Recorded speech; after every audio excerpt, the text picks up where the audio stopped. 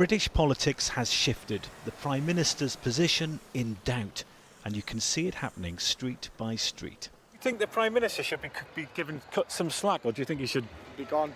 Why? I don't know, he's not good, is he? I'm just asking people whether they think the Prime Minister should stay or get out. What do you think? Get out.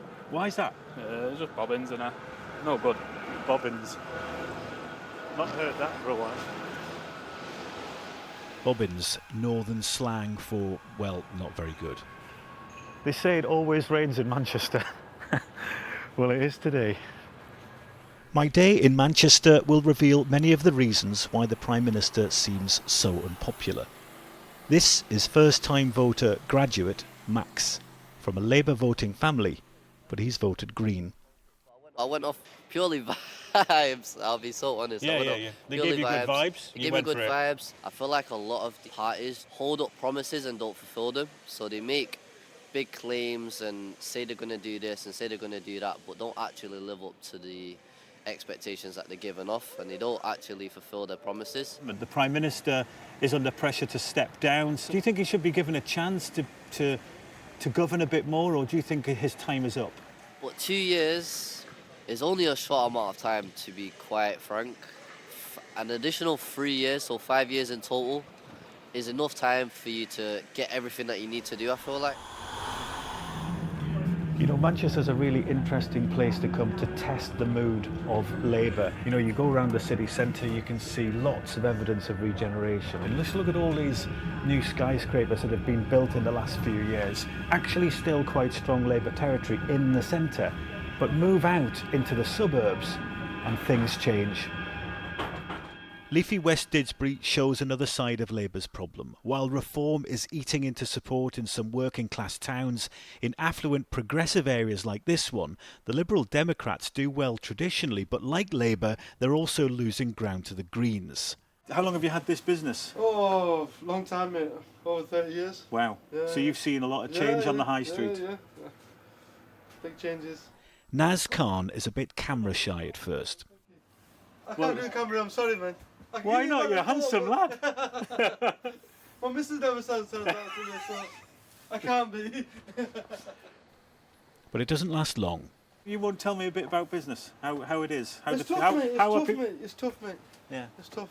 Why is it tough, do you think? It's just expenses. Not trade's not been the same like it is. It's tough, you know, over the years you just see the decline, people not spending as much, people not have enough money for starters.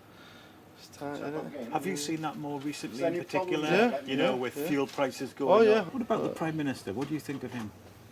Keir Starmer. He's Keir Starmer! What do you think? There you go. Brilliant man! There you go, he sounds happy enough about it, so... Do you think he should stay? Do you think he should stay? It's going to be a tough one for him. It's going to be tough, isn't it? Well, who else do we vote for? Green Party?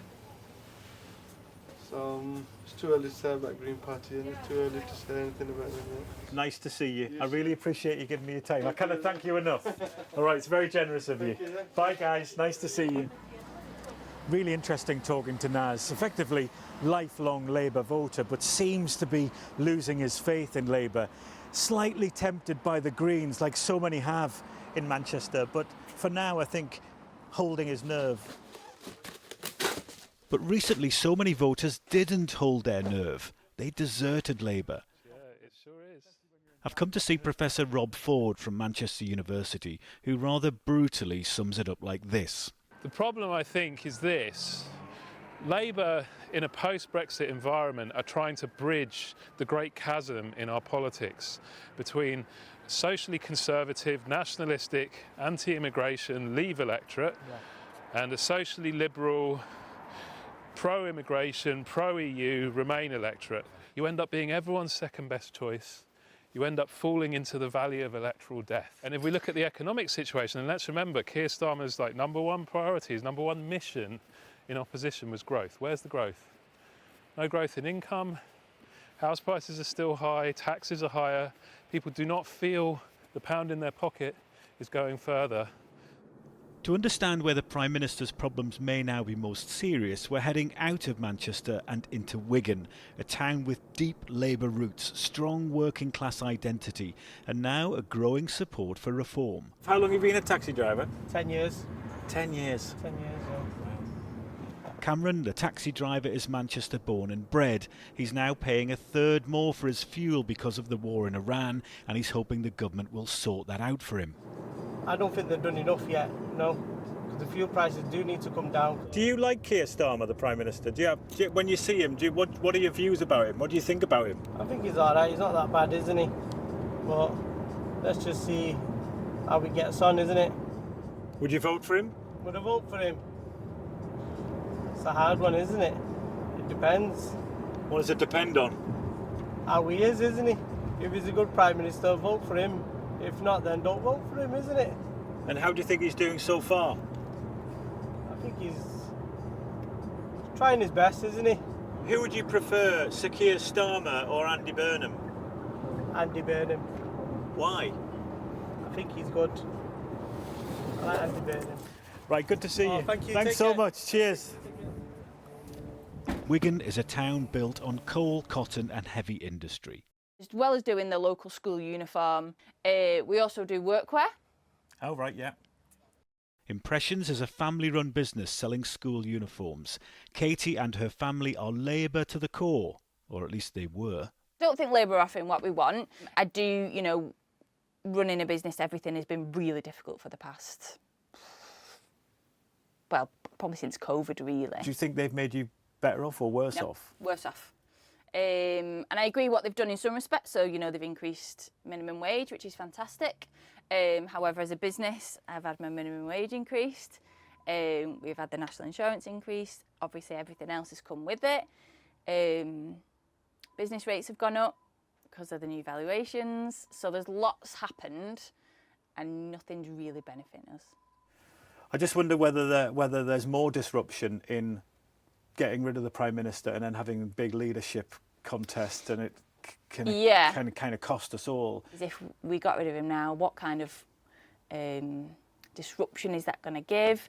Who's going to come in? How's that decision going to be made? How quickly is that decision going to be made? And what impact will it actually have when actually we could just be getting on with doing good?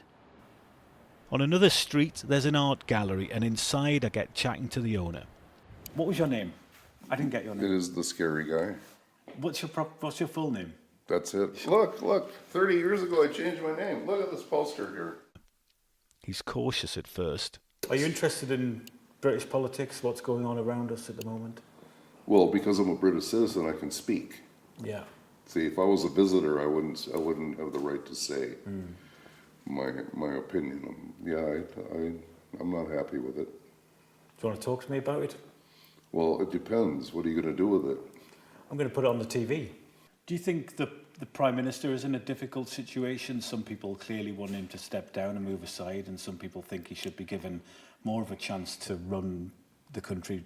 Well, I think he's been given ample chance, quite frankly. I don't think he's done what he needs to do properly. I think he needs to either step down or change how he is. Why do you think so many people in Greater Manchester in particular turned Reform from predominantly Labour? They're feeling the crunch. So it's almost like a political revolt away from the mainstream parties in search for something better. Yeah. There is a bigger question, and that is whether Labour can win back these traditional heartlands. How precarious is the position that he finds himself in right now? The challenge and dilemma for Starmer is if what you're saying to voters is, look, I get it, you're impatient, you want change, we need to go faster. But your whole personality and image as a leader, which by this point in a parliament is really quite baked in the minds of the voters, is that you're cautious, you're incrementalist, you're institutionalist. You're all about tinkering at the edges. To actually provide that substance, he needs to actually win over his MPs, his members, with an actual offer. And so far, we haven't seen it.